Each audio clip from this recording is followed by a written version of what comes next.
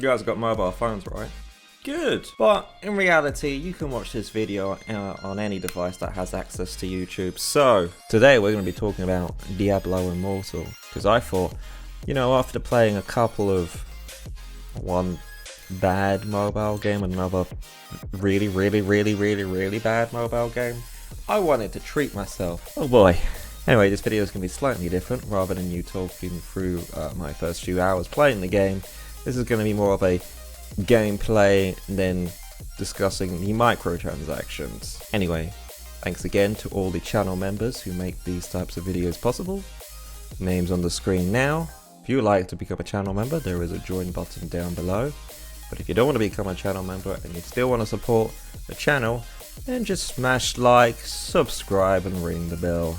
Anyway, let's get on with the video review. I'm sure I don't need to remind you of this game's troubled start. Current plan is to be on mobile, both Android and iOS. We don't have any plans at the moment to do PC.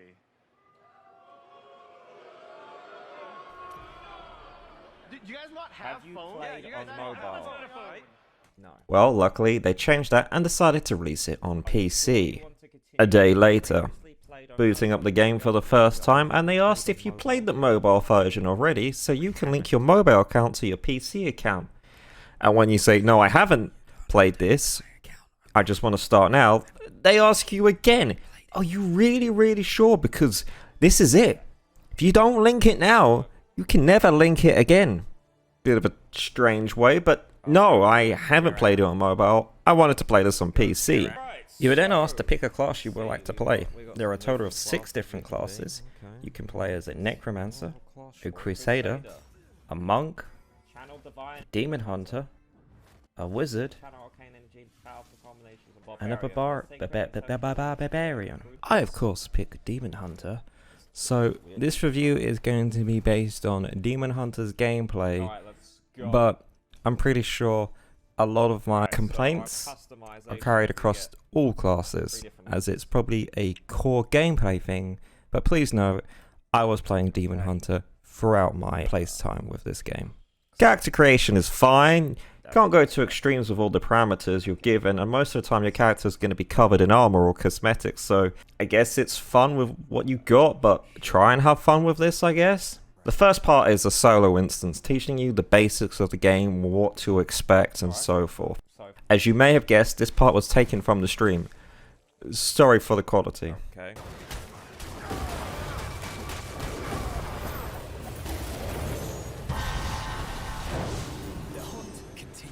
How best to describe the feel of this game?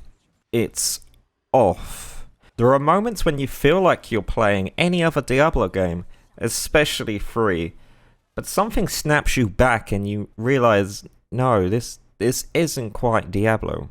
The UI is different. Your health is at the top underneath a portrait of you. Your skills have cooldowns instead of costing, well, in the Demon Hunter case, discipline or hatred. I guess this makes it easier for mobile players. You just need to worry about cooldowns rather than how much discipline or hatred you got, plus the cooldown from maybe the ability. This makes combat feel different. Though attacking the enemy is just clicking on it and movement is just clicking where you want to go. And all your abilities are on keyboard. You can use 3 potions at a time, but they do recharge over times, and enemies do drop health orbs similar to Diablo 3. You just don't need to buy potions, or in fact town scrolls, because you can just teleport anywhere. The best way to describe this is imagine going to your favorite restaurant and ordering the same thing every single time. You know what it tastes like, you know what it looks like, you know what the texture is. But imagine going back there and it looks the same. It doesn't taste exactly the same. It's close, but it feels like maybe a cheaper version, but looks more expensive. That's the best analogy I got. It feels like a Diablo clone that's Diablo. In order to continue, I need to point out another major difference between this Diablo and the others. This is essentially an MMO. There are a number of other players in the server at the same time, who you will see out in the fields of Sanctuary. Unlike the others where it would be a solo or a group experience, now you have other people. Some encounters are a solo affair or a group affair. It depends on if you want to party up or not. But there are many times where you'll be doing this solo encounter, but it doesn't take you to a solo instance where you're on your own. You can still see other people, and you can see them doing the same instance as you, or maybe before or after you, attacking the air like a madman. These solo encounters is basically when other players cannot interfere. You also have quest or solo instances where other people can't interfere unless you let them because they're in your party. So you have dungeons, elder rifts, challenge rifts, and a thing called a helicarry, but it's essentially this game's raid. Now, dungeons, elder rifts, and challenge rifts can be done solo or in a party of 4. The helicarry, being that it's the raid of this game, needs 8 people. There are ports in this game where you have to grind your levels. The first time it happens, just do all your daily bounties. Daily bounties are essentially go out to the wild, go up to these old areas you've been to, and kill X amount of enemies, or collect X amount of item that is dropped from these enemies. Do you know anything about the bounties? Is because it's an MMO, you're going to have other players potentially doing the bounties, but also doing something called the bestiary. Now what this is, if you kill a certain number of monsters of a certain type or name, you get them written down in your bestiary, and by doing that, you get, you guessed it, some EXP. So it's another way to level up in this game. The second time it happened, I went on this very long quest to introduce me to the Hellspring. Once I completed the quest and it allowed me to enter the Hellspring raid, I thought, great, this is where I'm going to level up my final few levels to get to level 40. I was wrong. I need a combat score of 420, which is based on your gears and gems. At the time, I was only at 315. Needless to say, this brings up some annoyances with the game. Now, I'm going to compare this game to Lost Ark for a little bit. In Lost Ark, there are points where you need to have a higher combat rating in order to progress. And you can do this by doing daily tasks, doing these rift-like things as well. The only issue is you don't just need to do that. You can go off and explore, go to these islands. These islands have self-contained quests in them. Some of them are actually even linked, which you can gain gear and materials to upgrade your gear to make it better, as well as a load of side objectives that unlock stat boosts. There's just a whole bunch of other stuff to do while you're not doing the main game. Diablo Immortal doesn't have that. The only thing you can really do is do these daily tasks that help boost your battle pass, because leveling up on your battle pass also levels up your character as well, encouraging you to level up the battle pass. The final bit of gameplay we're going to talk about is the gear and the gems. Now obviously throughout your gameplay, throughout your time playing this, you're going to be finding equipment throughout and weapons. Now there's like different tiers obviously, very similar to Diablo 3. You have grey, which is very common, then you have blue, which is uncommon, yellow, that's rare, and then you have your golden orangey, that's legendary, that you are going to have to go to an inspector to find out what it actually is, and then it'll give you a load of stats. You can also upgrade your equipment. You can only upgrade legendary and yellow equipment, so rare equipment. And if you find a new bit of equipment, you can then transfer that upgrade over. Upgrading it gives it better stats. There are also gems. You insert gems into sockets. These gems can be upgraded. You also have these legendary gems that give you much better stat bonuses, give you a much higher combat rating, and is also where most of the gacha element of this game comes from. Hi, and welcome to the microtransaction portion of the video. Now, before we even get into it, one of the things I hinted at during the first part of the video was that there are parts where the game kind of takes you out of feeling like a Diablo game, and this is a prime example. Is this bell reminding you to, hey, go check the store, part of the game. So it's even talking about, hey, look, there's rare crests for Elden Rifts and daily activities awards. Which again brings you to the battle pass.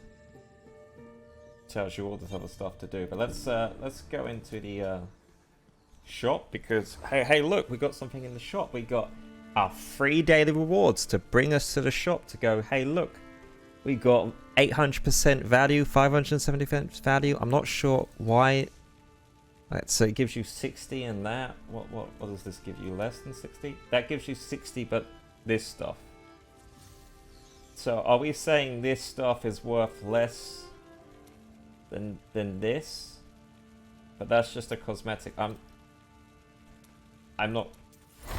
very confused. Not sure how they work this out, and this is one of the issues. These values are so arbitrary because you don't know what they mean.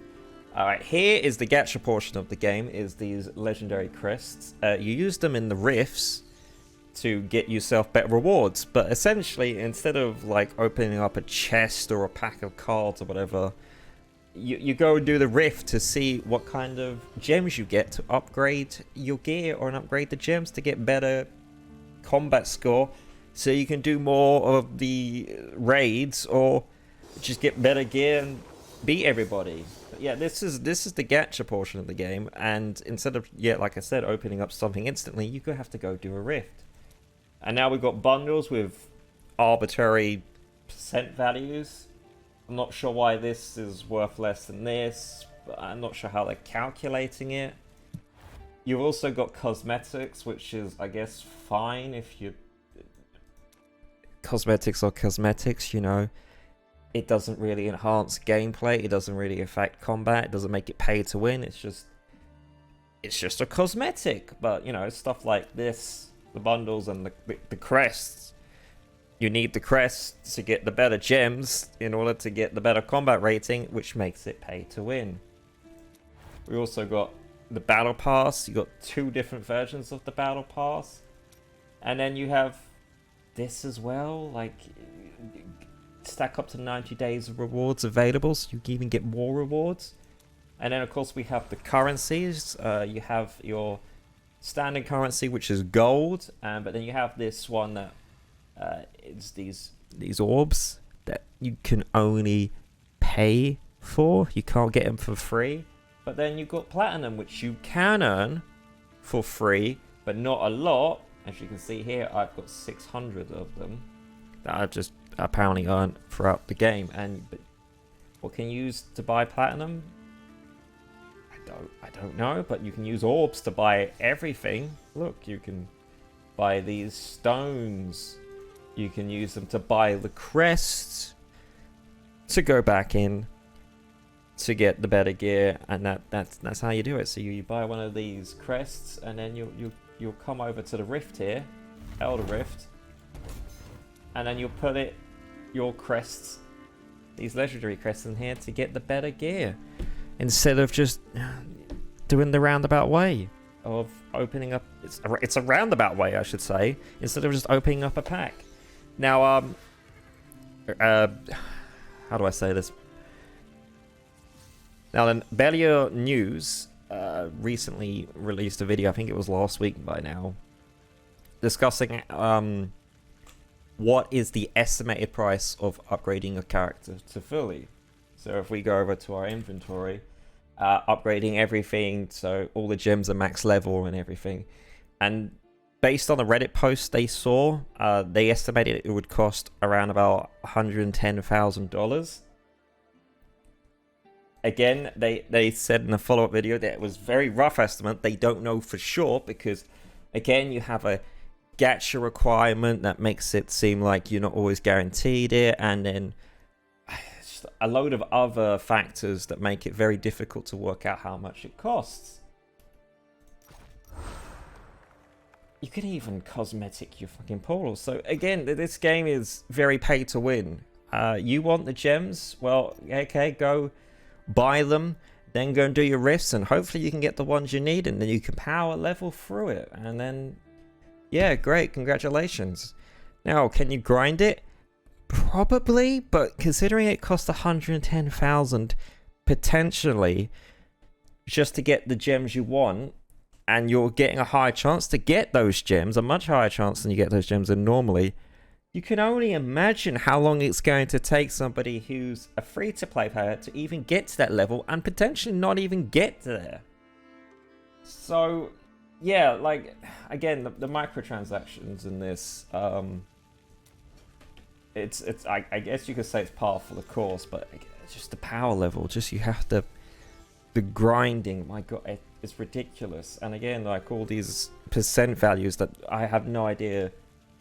I guess cosmetics are worth more than materials, even though that can get you powerful gems that you need. I'm not sure why that's less value, and by 200 to 30%, it's all over the place. There's no way of knowing how to work it out. And because what you're technically buying is a crest, they don't even need to give you the percent of how likely you are to get a gem you're going to need. Because that's what you're buying. You're buying a crest, but you're having to come over here to use the crest to actually get the gem, so you don't even know what the gem drop rate is. Well, in other gacha games, they at least tell you the percentage of how likely you are to get what you actually want. But in this, no. This is ridiculous. Yeah, it's bad. Yeah, I'm gonna say it. The microtransactions here are bad. Yes, I've seen worse than Envoy, with its free gift pack, which wasn't free. You actually need a down deposit. At least Dislight was just pure gacha, and it was just like, hey, this is what you're putting for. No extra steps, but again, it did use the 3,000 random percent values, like this does. This is ridiculous. This is ridiculous. It's...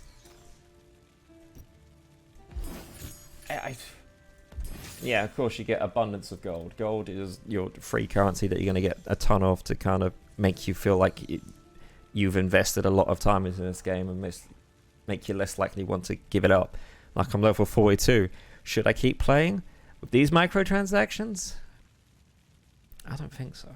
Look, the game is, I would say, is fine. But the issue is there's so little here, and you just wish it was just a Diablo light rather than a Diablo MMO light. Not to mention the predatory pricing on all these digital currencies and digital value bundles, and the fact that it could cost a hell of a lot of money to fully upgrade your character just so you can do higher PvP stuff on higher raids is ridiculous. I'm sorry. I was just hoping for like a Diablo game to hold me over till Diablo 4. But now, I don't even want to play this. This is just going to cost way too much money. And the thing is, it doesn't even feel completely like a Diablo game. It feels like a Diablo cone with Diablo skin put on top of it. In fact, that's probably what it just is. Since it wasn't even the main Diablo developers who worked on it, but this other company. Look guys, in conclusion, I'm going to go along with everybody else who says don't play this game. Technically, this is probably the best mobile game I've played on this series, which consists of 2 other videos, and one of them was Envoy, which, you know, Diablo may have some aggressive micro pricing, but it doesn't compare even close to Envoy's free gift that costs $48.49 for a free gift. Guys, I don't know. This is where the industry's heading, and all we can do is moan and not play the game. So I'm not going to play the game. I'm just going to wait for Diablo 4. Though, considering Diablo 3 when it first released was a pay-to-win, I wouldn't be surprised if Diablo 4 had something similar. Anyway, thanks for watching for today's video. If you liked, leave a like. If you disliked, feel free to leave that dislike. Comment below how much you think it's going to cost to fully upgrade your character. And I'll see you guys on the next video, where apparently we go to a land where everybody sounds British. Goodbye. Morse. Marvelous. Together on the track. Let's go. Red sus, red sus. Red sus, red sus. Red sus, red sus. Red sus, sus. Red sus, red sus. Red sus, red sus. Red sus, red sus. Red sus, sus.